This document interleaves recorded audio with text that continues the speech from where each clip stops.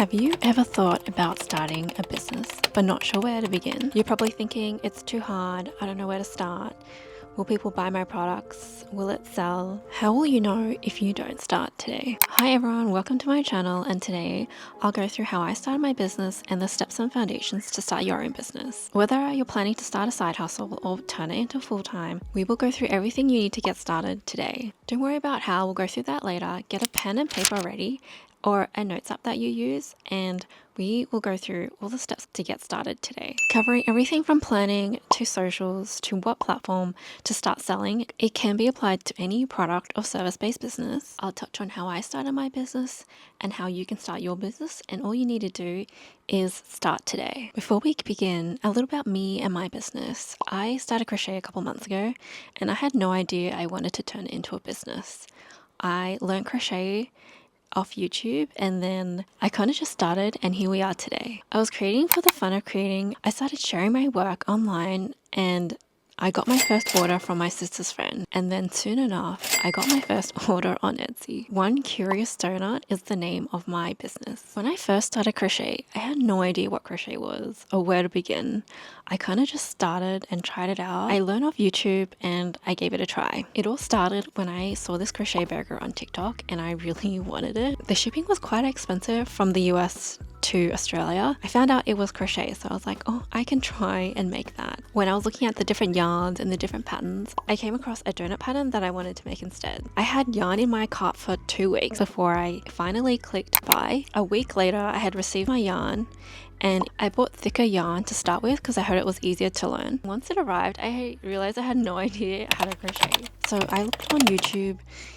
I looked at a bunch of videos to figure out how to crochet, and I think the first thing I made was a start, and it didn't turn out that great. I'll find a picture if I can. It was pretty bad. I figured out that I'm a tighter crocheter than a looser crocheter, so the stitches were really tight. I tried a few other things and I made some mini donuts to practice before I attempted my jumbo donut that I wanted to make. What I wanted to make wasn't small, it was jumbo size. I wanted to make a donut, and this is how it turned out. It's pretty big. It's like bigger than my head. I'm really happy with how this turned out, and I want to make another one in plush yarn. For my first jumbo plushie, this turned out great, and my stitches looks a bit better than the star that I made. I completed this after a week of learning crochet. I was pretty happy. I thought, I'm done with crochet, I have my donut. But no, I made more things. I made some whales, which are really beginner friendly. I tried a few whale patterns, and then I came across one that I really liked, and I wanted to make some in a few colors. I made one in almost every color I could find. Let me show you. These are the whales that I have made, and I do like the pastels, so they're all quite like pastel colors. They are so cute.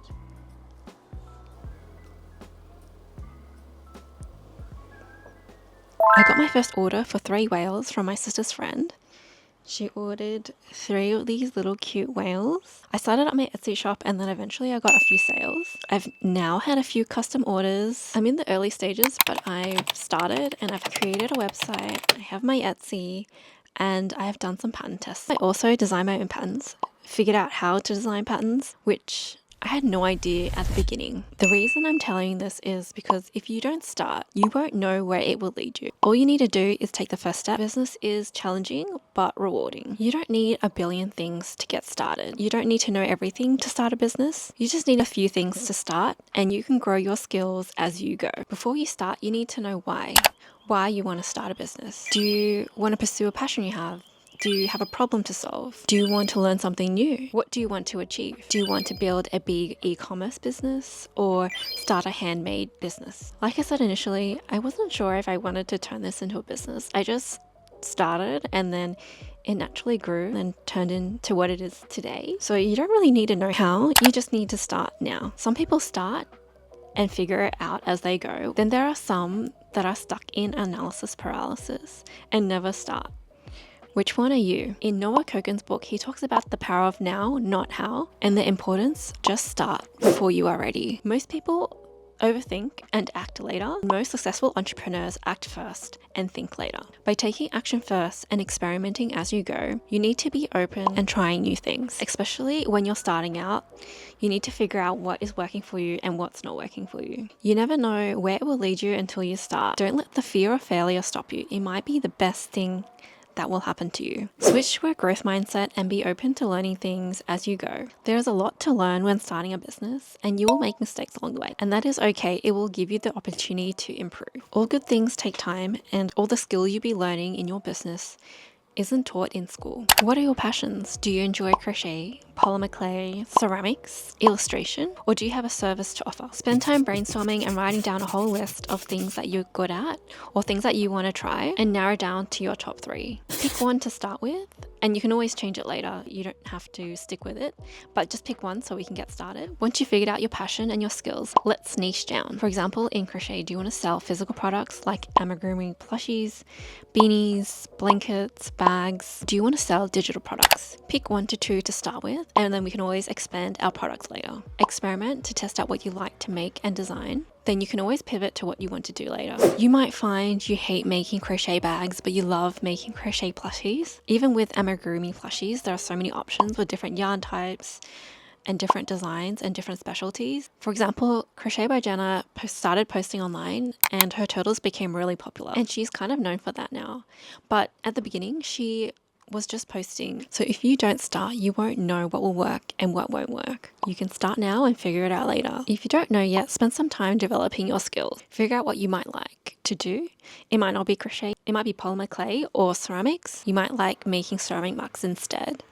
And just remember to have fun along the way. Now, do you want to build this into a small business, or do you want to turn this into a full-time business, or just have some extra income? This will determine how much time you want to invest into the business. People might think you need a lot of money, but you don't really need much to get started, especially if you are creating your own products. You just need a little bit of materials, some time to perfect your skills. If you are sourcing your products from suppliers, you will need to also think about getting samples from different suppliers to make sure the quality is good. Now that you have an idea of what business you want to start, it's time to choose a business name and set up your business. Do you have a name in mind, or are you a bit stuck on what to pick? There are a few name generators that you can have a look at to help you brainstorm some ideas. Google a name generator and see what comes up, or look for name licks. You can make your name quite general, or you can make it quite unique to you and your business. I picked One Curious Donut because I was inspired to crochet from a donut. Now write down all the names that come to mind and circle your top 3. And then from the top 3, circle the one that you like the most. You can always change your name later, just pick one so we can get started. Now it's important to check that the name is available. And to do this,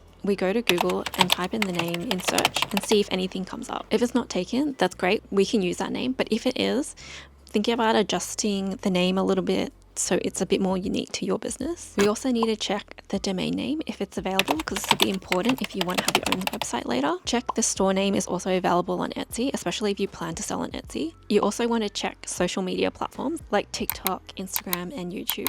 We want to make sure that all the names are consistent across all platforms so people can find us easily. If everything is available, you want to buy your domain name, which will be important later if you want to create your own website. Open all your social media accounts and claim those handles and names. Is social media important?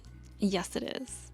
It is your online presence. You can use social media to effectively market and sell your products and grow your audience. Adding your links to social media is also really important so people can find and buy your products, and you can set up all your links in one place using a link tree or beacons. Now set up a business account with the name that you have chosen. It can just be a Gmail account, and you can upgrade to your own business email later. You will also need to obtain the necessary licenses and registrations for your country. In Australia, you need an ABN to get started, and it's free. Logo and branding is also really important in your business. For today, you just need to create a simple logo to get started, and you can always change your logo later. I'm in the stages of changing my logo. You can always change your logo later or get someone to create a logo for you down the line when you want to invest a bit more into your business. Branding is also so important across all your digital and print materials like your website, thank you cards, and packaging. Think about how you want people to recognize your brand. Picking a font or a color will add to your brand, and you can start looking on Pinterest for inspiration if you're feeling stuck. You've picked your niche. Now, are you selling products or services? Are you selling physical products or are you selling digital products? Are you selling physical plushies? Do you have a particular style that is unique to you and your business? What is so unique about crochet is that even though we may follow the same pattern, each and every plushie that is created is handmade, and everyone has different yarn, different tension, and different colors they choose to use. Everyone's creativity is so different. For example, in my recent tester call, I selected a few testers to test my pattern, but everyone's turned out great, even though our choice of yarn and hook size were different. Experiment until you find your style, and this will make your business unique to you and your business. You might find that you love working with cotton yarn, or you might hate working with cotton yarn and you only work with plush yarn. You don't have to stick with what you pick now. You can always switch later. What you start with now might be completely different to what you end up with in the end, and that's completely fine. Experiment and test out what you like at the beginning, and as your business grows, it might change. You can start making a product at the beginning, but then end up not liking it at the end, and you can always pivot your direction and your products as you go. You can experiment, find different patterns that you might like. For me, I really like making the whales, and now I'm making these penguins. This is the champagne color. I also really like making the bows. Always remember why you're making your products and if it's something you're passionate about. As a beginner, you might want to sell your crochet patterns in the future, but you might not know how to create crochet patterns at the beginning, and that's fine. You can start with selling plushies and then learn as you go. I've now released my first few patterns, and I had no idea at the beginning of my crochet journey. I'm still learning as I'm going. You've just got to give it a try, start experimenting and testing, and designing patterns requires a lot of trial and error. It was a lot more than I expected. There's also a process with releasing and publishing your patterns. So you write your patterns, design the PDF, and also put out a tester call to make sure that your pattern is readable. And that was a whole new process for me. It's important to just give it a try. You may need to refine it a bit more, or it might be ready to share with others. So you figured out what kind of products that you want to make, and what you need now is to get started with your materials and supplies. Just start creating. If you're looking at stickers, you might need a printer, or you might be outsourcing to a different printer.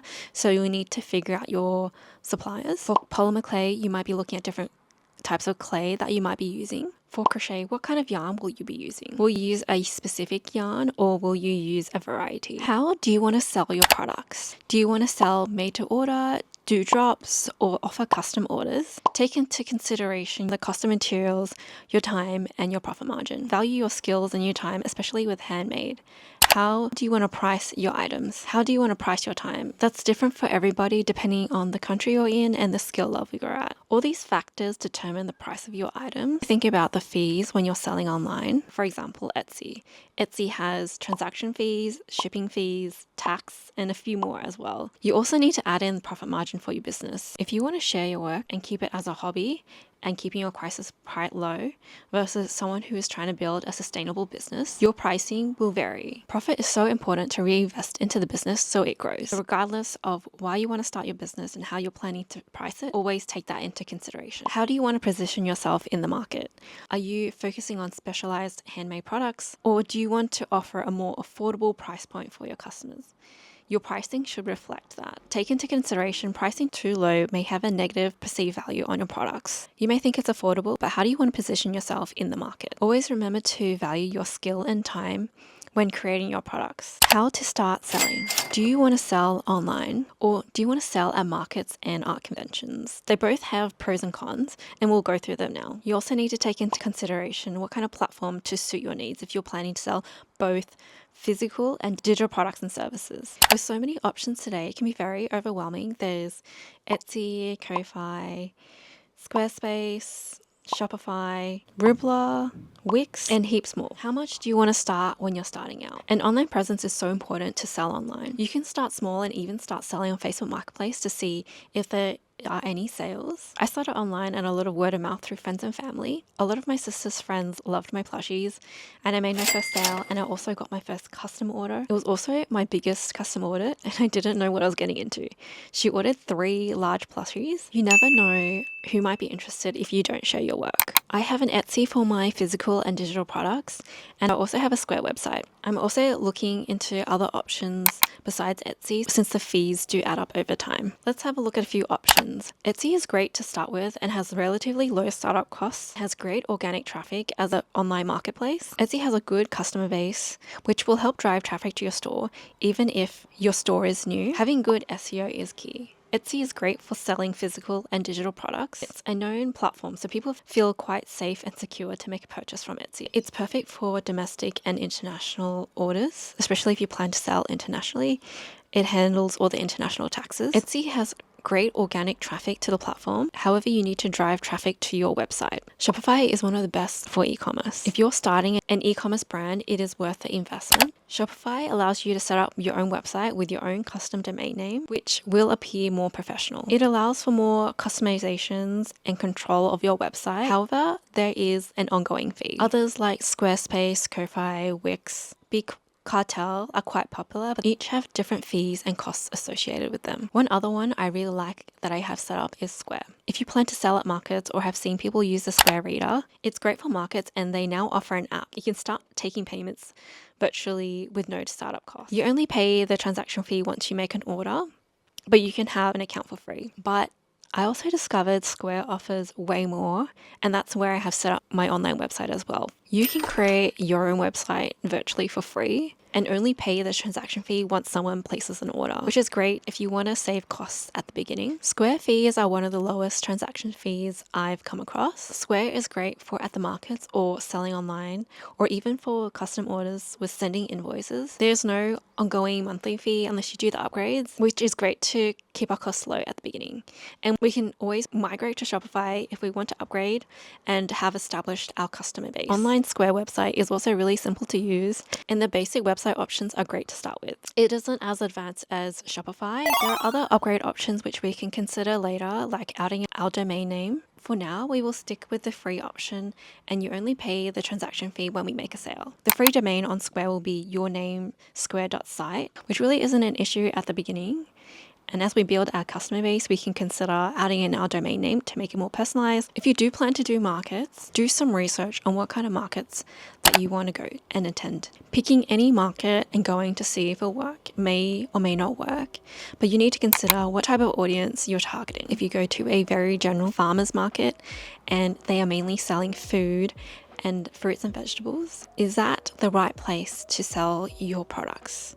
Depending on where you're located, it might be, or it might not be. Have you thought about doing art conventions or art alleys where people who love art attend, which targets people who love art? That potentially might be a better place where more people might be interested in the kind of work that you have. Even if your market doesn't do well, it's great for experience and brand awareness. You might get some custom orders, or you might get some online sales later. Ultimately, you need to see what meets your needs now, and you can always change as you grow. You might start just on Etsy, then migrate to your website, or have them both. Assess which platform works for you and which country you're in. For today, let's just start with Etsy, and we can always figure out later if we want to change or add our own website later. Etsy has an existing marketplace, which will be a great place to start out. It has a relatively low startup costs. It has a great domestic and international reach for an online marketplace. It will be ideal to start with at least 3 listings, so your store has a few options. There is a listing fee, but you can get your first 40 free listings for free. You can either get your friend to refer you, or you can use my link down below for your first 40 free listings. Each listing is around 20 cents USD, so you'll be saving a little bit at the beginning. Make sure your product photos have good lighting. I'll have another video on how to ship and package your products. Now that you have your business name what you want to sell, picked a platform to start selling, you are ready to start now. See what works and doesn't work. You don't need to know everything before you start. You can learn as your business grows. Build skills along the way. As my business has grown, I've built systems and different efficiencies. I track everything down in Notion. I know a lot of people use spreadsheets and Google or the Notes app. I really like using Notion to manage my business. If you're interested to see how I set up my Notion to track everything in my business, I can share that in the future. I set up how I track my orders, my yarn inventory and stock. I also track my finances along the way, which is important for tax time. Now you just need to start. You will learn through experience. You are ready to take the first step. Let me know in the comments if you have started your business and what it's about so we can all support each other. Apply what you have done today and just start. Be consistent and then reevaluate and pivot if you need to. Like and subscribe if you'd like to see more business and crochet content. I'll be doing a longer video on shipping and packaging and how you can personalize it. Thank you for making it to the end of the video. I hope this has helped you take the first step. Stop overthinking and take action on your business. You never know where it will lead you. Who knew this donor will turn into a business?